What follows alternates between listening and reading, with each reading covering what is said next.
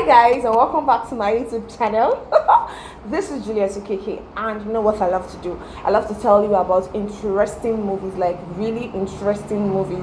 And today I have a really beautiful film, like really beautiful. Living in Bondage, Breaking Free. Yay! Woo! Like, you know, this movie was out in the cinemas like 6 months ago. Yes, like 6 months ago, but right now it's on Netflix at our fingertip, just to enjoy and all of that, you know. Although this movie has been released a long time ago, like quite a long time ago, but it's still itching. Like, if I don't talk about this film, I can't relax because it's really interesting.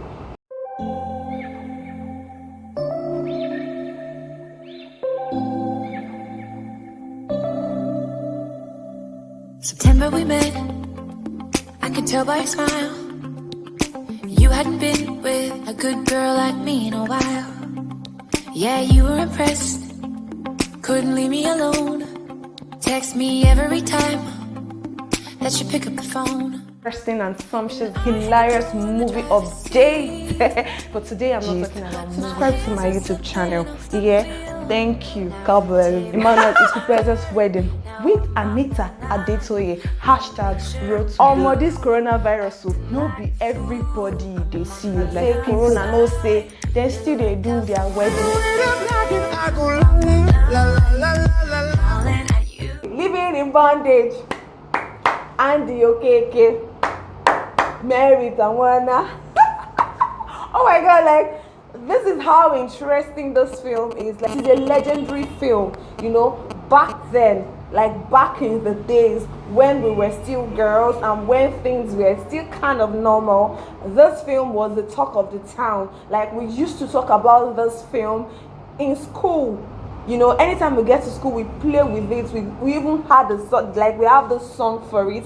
Yeah, this film was the first Nollywood movie which was released in 1992. Like, woo! First Nollywood ever film, and it was mind-blowing. It was really interesting. It's a story. Now I'm talking about the first part. It's a story of all this ritual, money ritual, and the rest of it. How some people kill people in order to get money in return. How some people sell their soul to the Satan, to the devil, in order to get money in return, and all of that, you know. So this film, it was really associated with Igbo men.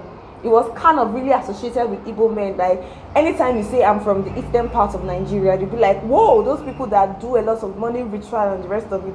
And it was really funny because almost all the people in the films were Igbo, and the film was interpreted in Igbo, so it kind of supplemented and complemented the fact and the word and the rumor that Igbo men like money ritual. Do you understand? This movie was refurnished, rebranded, refurbished by a set of really intelligent, hardworking, and talented people. They came together and put a second part of this legendary film together, and it was another blockbuster altogether.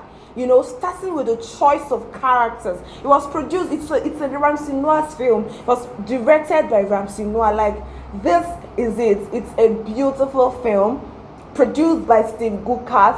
Whoa! Now, the first producers, Kenneth Nabwe and Chris Rappo, they did a beautiful job as well. You know, they were the first people ever to release anything home video, you know, so they did an amazing job. But this new set of people, you know, took the job to another level entirely, like in another beautiful dimension entirely. Now, starting with the choice of characters, I don't know, like they sat down. Watching this film, you will know that it was a film that was planned.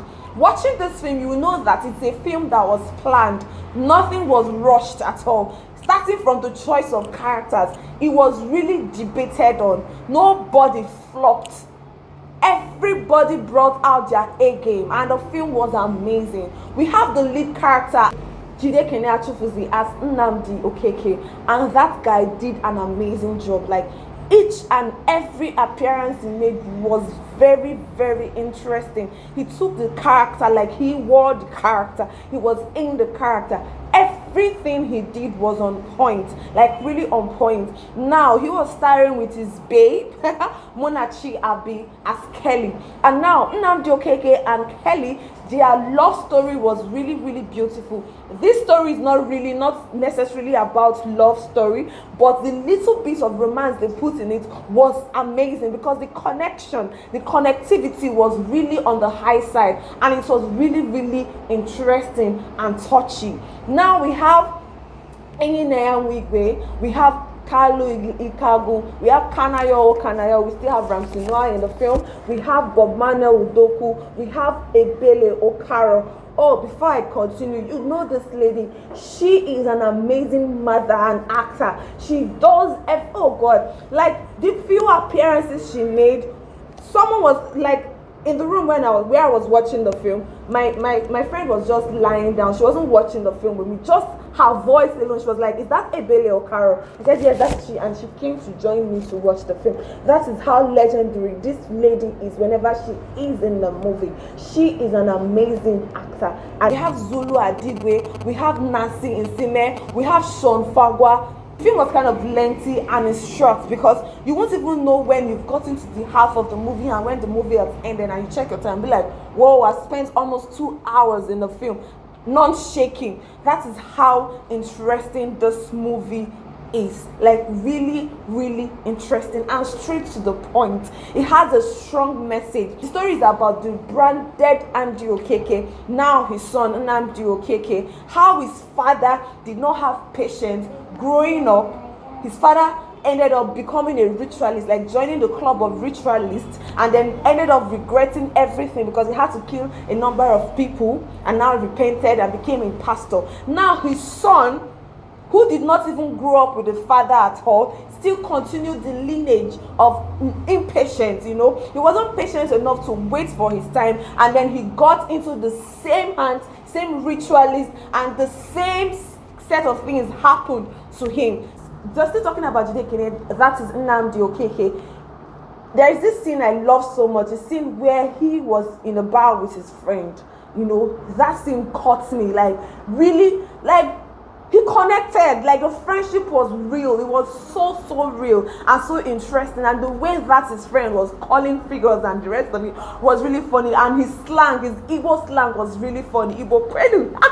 So I really enjoyed Kene and his friend, that's Nnamdi and his friend, and I also enjoyed Nnamdi and his brother Toby. Like they did, like their chemistry, it was like as if they were real brothers. Like the bond was so much.